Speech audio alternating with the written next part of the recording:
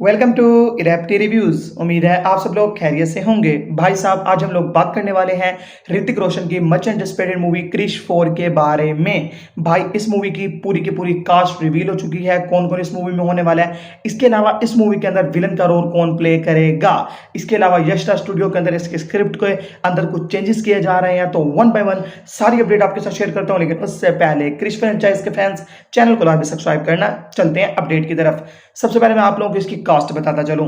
हमारे पास इस टाइम पे क्रिश 4 की जो ऑफिशियल कास्ट है 100% जो कि मूवी के अंदर होने वाले हैं, नंबर 1 पे है भाई साहब रेखा, यानी कि जो कोई मिल गया के अंदर और पूरी की पूरी क्रिश फ्रेंचाइज के अंदर रोहित मेहरा जो यानी कि क्रिश के फादर थे, उनकी जो क्रिश की दादी जो है बड़ी रेखा जी, वो इस मूवी के अंदर ऑफिशियली ऑन बोर्ड आ चुकी हैं। इसके अलावा सेकंड पे हमारे पास जो एक्ट्रेस हैं वो है प्रीति जिंटा।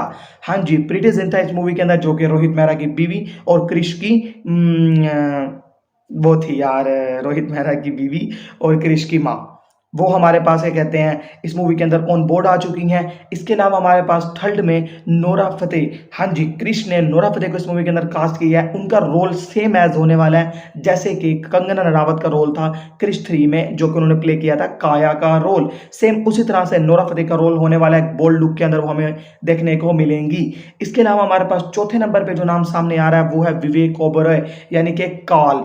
क्रिश 3 के अंदर जो विलन का रोल क्रिश 3 के अंदर जो विलन का रोल प्ले किया था विवेक ओबरॉय ने, कॉल का कैरेक्टर, वो भी इस मूवी के अंदर वापस आने वाला है। ये चार हमारे पास टाइम फाइनलाइज हो चुके हैं। अब अगर मैं बात करूं इस मूवी के विलन की, तो भाई विलन के बारे में, पहले विलन से बात करने से बारे में मैं आप लोगों को स्क्रिप्ट के बारे में बताता हूं।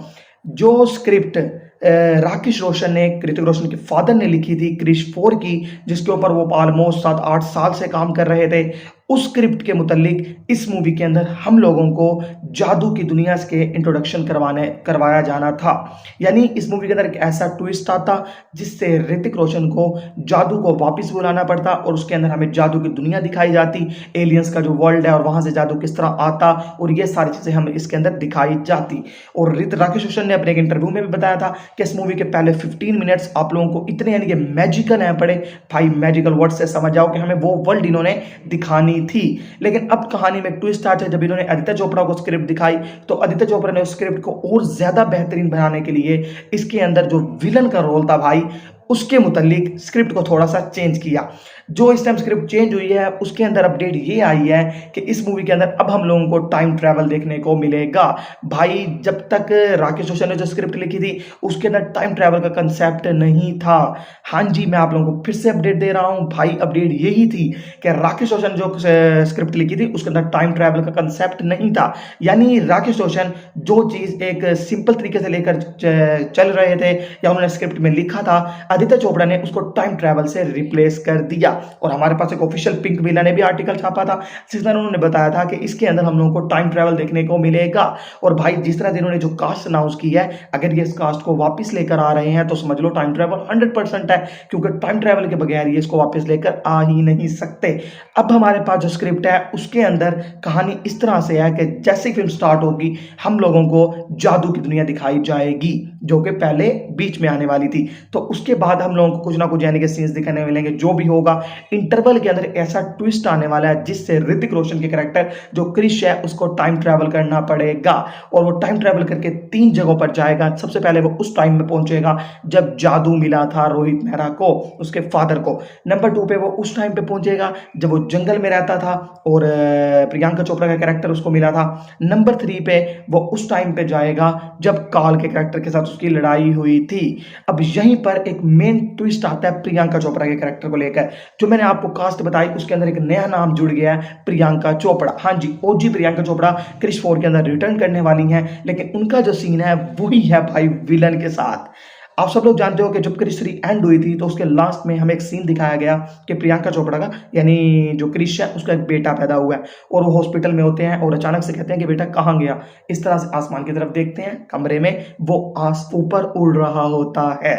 हाँ जी भाई, उसकी शक्ल जो है बड़ी क्रिश के बेटे की सेम एज क्रिश के जैसी है। हाँ जी, पिंक विला ने इस चीज़ को कंफर्म किया कि इस मूवी के अंदर हम लोगों को ऋतिक रोशन का ट्रिपल रोल देखने को मिलेगा, जिसमें से एक तो होने वाला है उनके फादर का रोल, एक क्रिश का अपना रोल और एक उसके बेटे का रोल। इस मूवी के अंदर क्रिश जो है वो टाइम ट्रैवल करेगा, पास्ट में भी और फ्यूचर में भी। इस लिहाज से अब हमारे पास आती है विलन की अपडेट। इस मूवी के अंदर जो मेन विलन का रोल प्ले करने वाला है, भाई मेरे पास जो अपडेट आई है अब तक, उसके मुताबिक वो रोल प्ले करेगा ऋतिक रोशन खुद। हाँ जी, इस मूवी में हम लोगों को Hrithik versus Hrithik face of देखने को मिलने वाला है। अब ये इसको किस तरह से पोर्ट्रे करवाएंगे, किस तरह से ऋतिक एक दूसरे के साथ विलन बनेगा, जो भी सीन होगा ये चीज हम लोगों को दिखाई जाएगी। अब इसके अंदर, इस कहानी के अंदर भी एक और ट्विस्ट आया है। ऋतिक वर्सेस ऋतिक जो फाइट हम लोगों को देखने को मिलेगी वो भाई सेम है, यानी सेम टू सेम ऋतिक नहीं होंगे। ऐसा नहीं कि फ्यूचर का ऋतिक है, पास्ट का ऋतिक है, करंट ऋतिक ऐसा फाइट नहीं। इस मूवी के अंदर एक काफी बड़े एक्टर को कास्ट किया जाएगा जो कि विलन का रोल प्ले करेगा, और इस मूवी के लास्ट में हम लोगों को क्रिश 5 का भी हिंट दिया जाएगा, और वो जो है वो अपने आप के अपने चेहरे को इस तरह से बदलेगा कि वो बन जाएगा क्रिश, और वही टाइम ट्रैवल करके टाइम में पीछे जाएगा। रोहित मेहरा कहेगा मैं तुम्हारा बेटा हूं और सारा कुछ, लेकिन वो होगा विलन, और वो अपना सिर्फ और सिर्फ चेहरा बदल के ऋतिक रोशन की तरह करेगा। यानी इस मूवी के अंदर भाई बहुत ज्यादा ट्विस्ट एंड टर्न्स के साथ हम लोगों को स्टोरी देखने को मिलेगी। फिलहाल मेरे पास जो अपडेट्स आई मैंने सारी अपडेट आपके साथ शेयर कर दी। बाकी आप सब लोग मुझे कमेंट्स में बताओ आप लोग इस मूवी के लिए कितना एक्साइटेड हो। इस मूवी की शूटिंग इसी साल 2025 के लास्ट में स्टार्ट हो जाएगी और 2027 के लास्ट में हम लोगों को ये मूवी देखने को मिलेगी। ओके गाइस, सब लोग चैनल को लाइक सब्सक्राइब करना। मिलते हैं अगली वीडियो में।